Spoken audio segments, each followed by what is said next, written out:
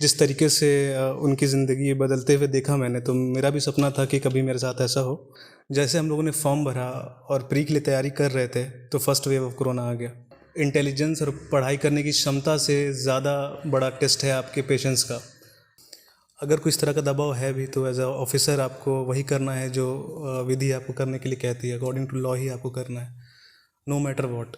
तो पढ़ाई, मेरा सेंस इस बात को नहीं है कि सिर्फ आप एग्ज़ाम पास करने के लिए पढ़ाई करें या जज बनने के लिए या ऑफिसर बनने के लिए।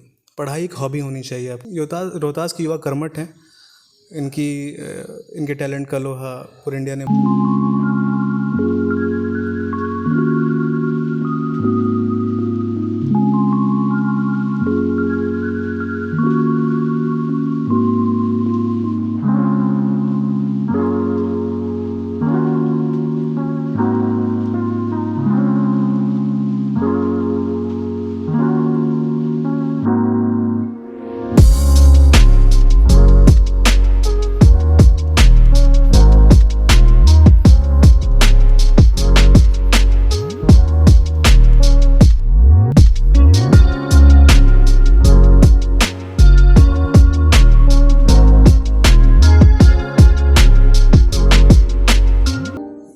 जुडिशियल सर्विस एग्ज़ाम जो कि बीपीएससी के माध्यम से लिया जाता है, और ये रिज़ल्ट आपको भी पता ही कि आ चुका है। और कहा गया है कि यूँ तो रोहतास शिक्षा के क्षेत्र में बहुत ही आगे है, आगे नहीं नंबर 1 पे है पूरे बिहार में। और हमारे रोहतास ज़िला यानी कि जो सासाराम मुख्यालय है, वहीं से आमिर अली जी हैं, और इनका भी चूँकि रिज़ल्ट आया है, और ये अपना रैंक इनका जो है 133वें नंबर पे है। तो हमारे साथ अभी आमिर अली जी जुड़ चुके हैं। आपका बहुत बहुत स्वागत है। थैंक यू सो मच, बहुत बहुत धन्यवाद।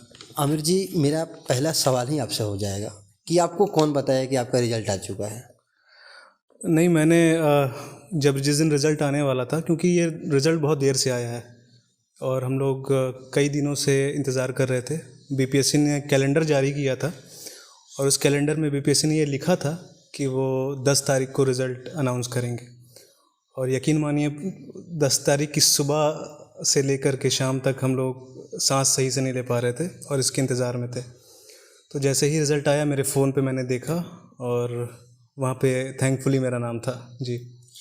और जैसा कि आपने बोला कि मतलब आपको इंतज़ार था, यानी कि आपको कोई बताया नहीं, खुद से आप उस पर एक्टिव थे जी। और उसके बाद सासाराम के तमाम लोग जो गणमान्य लोग हैं, आपको बधाई देने आपके घर तक पहुंचने लगे। कैसा फील हो रहा था? जी, बहुत अलग एक्सपीरियंस था। हालांकि मैंने अपने कई सीनियर्स को देखा है जुडिशल सर्विसेज और सिविल सर्विसेज क्वालिफाई करते हुए। तो जब जिस तरीके से उनकी ज़िंदगी बदलते हुए देखा मैंने, तो मेरा भी सपना था कि कभी मेरे साथ ऐसा हो, और वो हुआ 10 तारीख को। तो उस पल को जीने का मौका मिला। मैं थोड़ा सा फ्लैशबैक में जाता हूँ और आपसे जानने का कोशिश करूँगा कि आपने पढ़ाई शुरू कहाँ से किया, ख़त्म कहाँ से किया, फिर ये फॉर्म कहाँ से डाले, जज बनने तक का सफ़र यानी कि रिजल्ट आने तक का सफ़र कहाँ से शुरू किए और कैसे मतलब ये सब कर लिए? मेरी शुरुआती शिक्षा अगर आप पूछ रहे हैं, तो वो यहीं सासाराम से ही हुई, डीओवी पब्लिक स्कूल अदमापुर में। उसके बाद 12वीं मैंने साइंस बैकग्राउंड से की, बाल विकास विद्यालय से। और उसके पश्चात मैं अलीगढ़ मुस्लिम यूनिवर्सिटी चला गया अपना बीएलएलबी इंटीग्रेटेड कोर्स करने के लिए, जो 5 साल का होता है। 2018 में मैंने उसको पूरा किया और 18 में ही मैंने फिर मास्टर ऑफ लॉ एलएलएम में एडमिशन लिया दिल्ली विश्वविद्यालय में, और 2020 में अपना उस मास्टर ऑफ लॉ पूरा किया। जहाँ तक बात रही जज बनने की या इसके सफ़र की, तो ये सफ़र 2020 से ही शुरू हुआ था। 2020 की मार्च में फॉर्म भरने शुरू हुए थे 31वीं न्यायिक सेवा के। और ये बहुत अलग जर्नी रही है, टू बी वेरी ऑनेस्ट, क्योंकि जैसे हम लोगों ने फॉर्म भरा और प्री के लिए तैयारी कर रहे थे, तो फर्स्ट वेव ऑफ कोरोना आ गया। उसमें एग्ज़ाम पोस्टपोन होते रहे लगातार। आपको पता है, लॉकडाउन पूरे देश में था, एग्ज़ाम्स नहीं हो रहे थे। फिर वो 2020 के एंड में प्रीलिम्स के एग्ज़ाम हुए दिसंबर में। उसके बाद अब नेक्स्ट जो स्टेप होता है वो मेंस का होता है। मेंस भी सेकंड वेव में एक बार पोस्टपोन हुआ, उसमें भी बहुत वक्त लगा। सेकंड वेव के बाद हम लोग फिर वेट करते रहे। बिहार में पंचायत इलेक्शन की वजह से फिर मेंस के रिज़ल्ट बहुत डिले हुए और फाइनली फरवरी 2020 में मेंस का रिज़ल्ट डिक्लेयर किया गया। फिर इंटरव्यू में बहुत डिले हुआ, 5-6 महीने के बाद फिर इंटरव्यू कंडक्ट हुआ अगस्त में, और फाइनली जा कर के रिज़ल्ट आया 10 तारीख को इस महीने की। तो एक बहुत बहुत बड़ी जर्नी थी, और आप ऐसा कह सकते हैं कि पेशेंस का भी पेशेंस टेस्ट हो गया हम लोगों का। एक बात हम लोग कहते हैं अक्सर civil services and judicial services के बारे में कि आपकी इंटेलिजेंस और पढ़ाई करने की क्षमता से ज़्यादा बड़ा टेस्ट है आपके पेशेंस का। किसी भी हमने टॉपर्स को सुना था पहले कि सक्सेस के लिए पेशेंस एंड परसिवरेंस बहुत बहुत ज़रूरी है, की फैक्टर है। वो हम लोगों को रियलाइज़ हुआ इस पूरे प्रोसेस में। जी, आपने बताया कि इंटर तक आप पढ़ाई किए थे सासाराम से। जी। तब का सासाराम और अब का सासाराम कैसा है? जी, बदलाव काफ़ी देखने को मिला है। स्पेशली जब हम लोग सासाराम उतरते हैं तो स्टेशन पे ही सबसे बड़ा बदलाव दिखता है। काफ़ी चेंजेस आए हैं, बहुत सारी चीज़ें अभी बदलनी बाकी हैं। उम्मीद है कि प्रगति की दिशा में कदम लिए जाएंगे। जी। जैसे कि आप एक युवा हैं, अभी तक आप सर्विस में नहीं हैं, ज्वाइन नहीं किए हैं। ज्वाइन करते ही बहुत सारी जिम्मेवारी आ जाती हैं और बहुत सारा प्रेशर आ जाता है। प्रेशर ऐसा भी होता है कि जो राजनेता हो या माफिया ग्रुप हो, तो खासकर हर जगहों पे, बिहार हो, उत्तर प्रदेश हो, देश का कोई भी कोना हो, एक दबाव देने लग जाते हैं। तो क्या उस दबाव के बारे में आपका क्या सोच है? देखिए, जो भी आप जॉब करते हैं उसकी कुछ अपनी पॉजिटिव बातें होती हैं, कुछ अपनी निगेटिव बातें होती हैं। मुझे नहीं पता कि किस तरह का दबाव होता है, क्योंकि मैं अभी हूँ नहीं, जैसा कि आपने कहा, अभी मैंने ज्वाइन नहीं किया है। अगर कुछ तरह का दबाव है भी तो एज अ ऑफिसर आपको वही करना है जो विधि आपको करने के लिए कहती है, अकॉर्डिंग टू लॉ ही आपको करना है, नो मैटर व्हाट। तो ये आप बिल्कुल क्लियर होना चाहिए जो भी इस सर्विस में आना चाहते हैं किसी भी, कि जो उसके सारे एस्पेक्ट्स हैं वो उस तरीके से उनको कम्प्रहेंसिवली उस चीज़ को समझना है। तो अगर दबाव है तो उस दबाव में काम करना है और उस दबाव के सामने झुकना नहीं है आपको। जी। आप संविधान को बहुत करीब से जानते हैं, बहुत अच्छे से पढ़ाई किया है और संविधान की रक्षा के लिए भी आप काम करें। जो पॉलिटिकल वे में देखा जा रहा है तो संविधान बचाओ, भारत बचाओ, बहुत सारा नारा चल रहा है। आपको क्या लग रहा है कि भारत का संविधान कैसा है और क्या इसे बचाने की ज़रूरत है? नहीं, भारत का संविधान दुनिया के सबसे बेहतरीन संविधान में से एक है, और यही कारण है कि जब हम आज़ाद हुए, हमारे साथ बहुत सारे और देश आज़ाद हुए। बहुत सारे देशों में डिक्टेटरशिप आ गई, हम सब जानते हैं, बट इंडिया का जो लोकतंत्र है वो चलता रहा, आज भी बहुत जीवंत है। तो और ये खूबसूरती है संविधान की, संविधान की ही देन है। तो मुझे लगता है कि इंडिया का जो संविधान है वो इन सारी सिचुएशन को डील करने के लिए काफ़ी है, और हमारा लोकतंत्र बहुत, उसकी जड़ें बहुत गहरी हैं। तो हमें चिंता करने की कोई बात नहीं इस पर। जी। चलिए, रोहतास के लिए मैं आपसे चाहूँगा कि रोहतास के युवाओं को अगर आपको संदेश देना हो तो रोहतास के युवाओं के लिए क्या संदेश होगा? मेरा युवाओं के लिए यही संदेश है कि पढ़ाई कीजिए।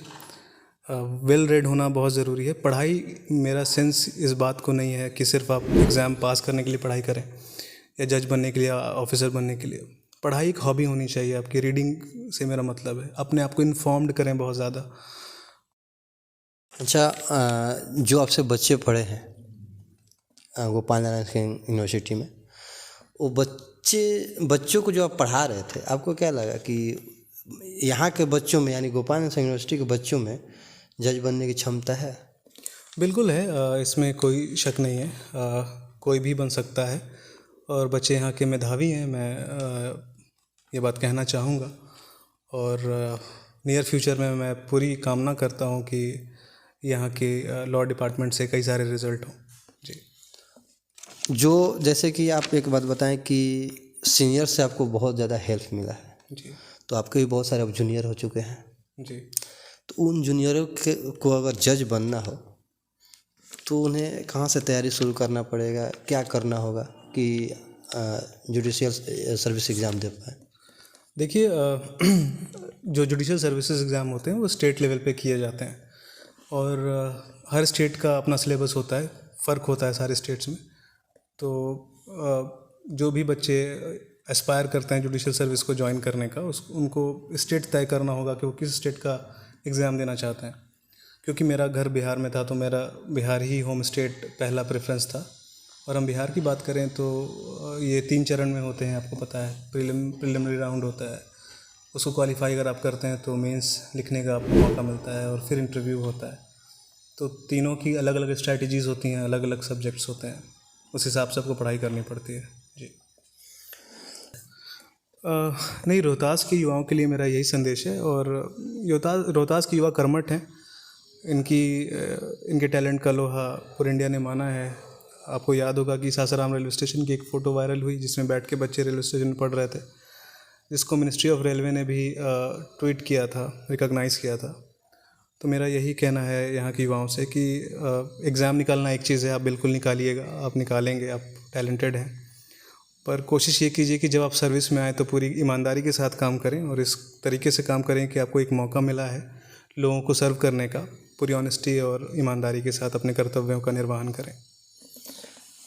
आपको अब कैसा लग रहा है? सब सारी बातें हम लोगों ने किया, अब आपको फील कैसा हो रहा है? क्योंकि पहले के आमिर अली और अब के आमिर अली में फ़र्क है, और कुछ दिनों के बाद फ़र्क इतना आ जाएगा कि साफ दिखने लग जाएगा। तो आपको फिर कैसा फील हो रहा है? ये ख़तरा हमेशा है कि आमिर अली एक ही जैसा रहे, ये इसको बनाए रखना एक चुनौती है। और बिल्कुल आपकी ज़िंदगी में कुछ बदलाव आते हैं, बट मैं इस बात को लेके हमेशा बहुत सजग रहा हूँ और कोशिश करूँगा कि जैसे जो आपकी मूल प्रवृत्ति है उसमें कोई चेंज ना आए, आप जैसे थे वैसे ही रहें और बस अपना काम करें, अपने काम पे फोकस करें। मैं इस जॉब को एक अपॉर्चुनिटी की तरह देखता हूँ, जिससे मैं जो करना चाहता था वो कर पाऊँगा। इससे ज़्यादा कुछ नहीं है, एक मेरे लिए एक जॉब है जो मुझे बहुत अच्छे से करनी है, एक मेरे लिए मौका है। जैसा कि आप लोगों ने सुना और बहुत कुछ जाना भी कि जज कैसे बना जाएगा और इनका पढ़ाई कहाँ से हुआ था। यानी कि किसी भी शहर में आप पढ़ रहे हैं, अगर दिल से पढ़ेंगे तो शहर आपका छोटा नहीं है, बस उसको बड़े लेवल पर देखना आपका काम है। तो मैं आर्यन सिंह हूँ और आप न्यूज़ एजुकेशन को देख रहे थे, और न्यूज़ एजुकेशन को आपने अपना बहुमूल्य समय दिया, इसके लिए न्यूज़ एजुकेशन की पूरी टीम आपको तहे दिल से धन्यवाद करती है। Thank you so much, thank you for having me here, thank you.